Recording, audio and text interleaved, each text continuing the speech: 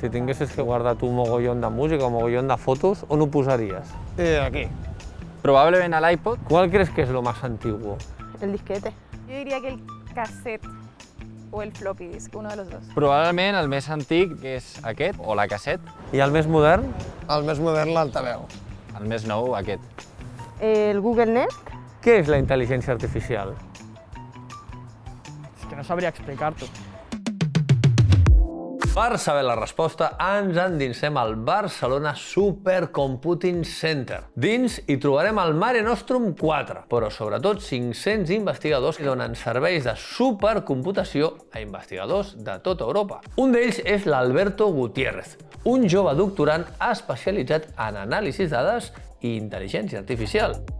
Alberto, amb què estàs treballant ara al BCC? Jo estic fent un doctorat en arquitectura de computadors i en concret estic estudiant les emissions dels vaixells al Port de Barcelona. I què esteu mirant exactament? Si els vaixells contaminen més o menys? Tenim un model d'estimació d'emissions i aquest model té unes dades incorrectes i jo estic tratant d'arreglar-les amb machine learning. I per què no ho fas amb l'ordinador de casa teva? Per què necessites el Barcelona Supercomputing? Perquè el nostre model necessita de moltes dades i aquestes dades necessiten molt de computació. I si vols fer la computació al teu ordinador, potser triga 10 dies i al supercomputador és instant. Per tant, aquí al BCC el que teniu són molts ordinadors molt potents. Tenim molts ordinadors bastant potents i molt de discs durs. Tenim una capacitat d'almacenatge bestial. Però aleshores és un ordinador molt gran o són molts ordinadors petits connectats? Són molts ordinadors petits i aquests ordinadors estan interconnectats entre ells. 3.456 ordinadors a Mare Nostrum 4. Uau! Hem anat al carrer a preguntar a la gent si sabien què era la intel·ligència artificial, però segurament tu ens ho pots explicar millor. Clàssicament hi ha 4 definicions. Sistemes que pensen com humans, sistemes que actuen com humans, sistemes que pensen lògicament i sistemes que actuen lògicament. I quan nosaltres escoltem en les notícies la intel·ligència artificial ha fet qualsevol cosa, molt probablement estem parlant o de machine learning o de processament del llenguatge natural. La història de l'Alberto comença a Cantàbria l'any 99, quan la seva germana gran es va comprar un Pentium 3. La fascinació per aquell ordinador va fer que 4 anys més tard vingués a Barcelona per estudiar informàtica a la Universitat Politècnica de Catalunya. Després va fer el màster en anàlisi de dades i ara està fent el doctorat al Barcelona Supercomputing Center. Ens diu que això del doctorat és una carrera de fons i que li agrada molt, quasi tots els dies. Hi ha altres dies que no són tan bons, perquè la recerca és un treball molt dur, però és un treball molt excitant.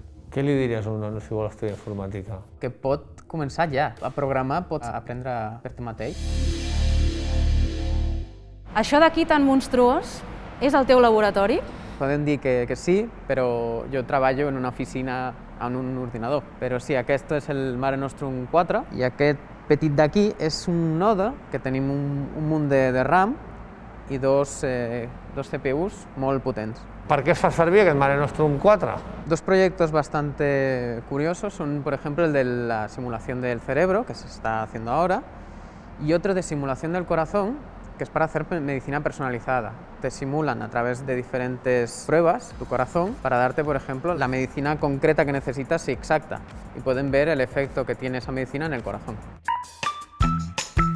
Vale, ahora os propongo hacer dos cosas. Primero, un juego. Vale. Y luego una competición. Molt bé. Para el juego lo que necesitaremos será sacar el móvil y buscaremos en Google a Ada Lovelace, que se supone que es la primera programadora. Muy bien. Buscaremos Love. Love. Comedia romàntica, Love. Tu què et surt, Marina? El primer que em surt és el traductor. A mi també, correcte. Sí. A mi després em surt una pel·lícula francesa. Me sale Love was Lesbian, Maluma... Més pel·lícules, Love is in the Air celebra su cumpleaños... ¿Por qué surt diferent? Nosotros le estamos dando información a Google con cada búsqueda. Entonces Google acaba haciendo un perfil de lo que nos interesa a nosotros. Y cuando buscamos una palabra en concreto, si para ti love igual no es lo mismo que para mí. O sea, a mí igual me interesa una serie, a ti te interesa una película o te interesa música. Entonces, delante de estos conceptos, Ellos ya tienen información para saber qué es lo que tienen que recomendarte. Es como si vas al peluquero de toda la vida. Com saben tot això? Ens escolten? Ens miren? Y claro, llevamos siempre en el bolsillo un ordenador bastante potente. Ese ordenador tiene un sistema operativo de Google. Ellos a través de las búsquedas pueden saber en lo que estás interesado y a través de sus servicios que tú usas, como el correo también. Estamos dando un montón de información al final. I el Google Maps per on et mous? También. Què busques? Con el GPS ellos saben dónde estás, entonces te pueden ofrecer, por ejemplo, si tú buscas música, te pueden ofrecer música de Cataluña. Y si estás en Francia, pues igual te ofrecen música que está de París. Ahora os diré unos conceptos que son hitos de la inteligencia artificial y vosotros tenéis que decir de qué año son o si se han hecho o no. Vale. Así que vamos con el primero. La primera propuesta de redes neuronales. Redes neuronales artificiales. Sí, jo crec que sí. Ha ganado ella porque son de 1943. Del 43? Fue la primera red neuronal, que es un método de machine learning para aprender de los datos, que se hizo pensando un poco en la biología de la red neuronal. ¿Cuándo una máquina ha podido leer un código postal escrito a mano? No miris, no miris. 1, 2, 3. Bueno, pues ha vuelto a ganar ella. ¡No! Esto se hizo en el 89 por Yann LeCun, que es uno de los padres del Deep Learning. Coches autónomos. ¿Esto es posible? ¿Se ha hecho? Habéis empatado. Pero os habéis adelantado. En realidad esto es de 2018. Es más reciente. Antes hemos hablado de robots. Ahora un robot que puede conversar y mostrar emociones. ¿Esto se ha hecho? Ha ganado él. Bueno. Vale, sí, m'he flipat jo. En 2020 salió el robot Sofía, que es un asistente personal que puede hablar, conversar y mostrar emociones y reconocer el rostro de la persona. Bueno, Dani y Marina, lo habéis hecho súper bien. Ahora lo único que nos queda es seguir disfrutando de lo que nos trae la tecnología y ver qué avances trae la inteligencia artificial a nuestro futuro. Marina, ens quedem tu i jo buscant a veure si coincidim o no? Va, jo poso Curie o Einstein. Moltes gràcies, Alberto. A vosotros. Un plaer. Moltes gràcies, hem après molt. Bé, et regalarem aquestes ulleres que ajunten el passat amb el present amb el futur, les de Zug Life, perquè entenguis que la intel·ligència artificial ja és entre nosaltres i ens facilita la vida. Si te les vols posar, si te les pones... Vale, un No, ya está muy pasado ya la moda, hombre. No, pero... Ja està.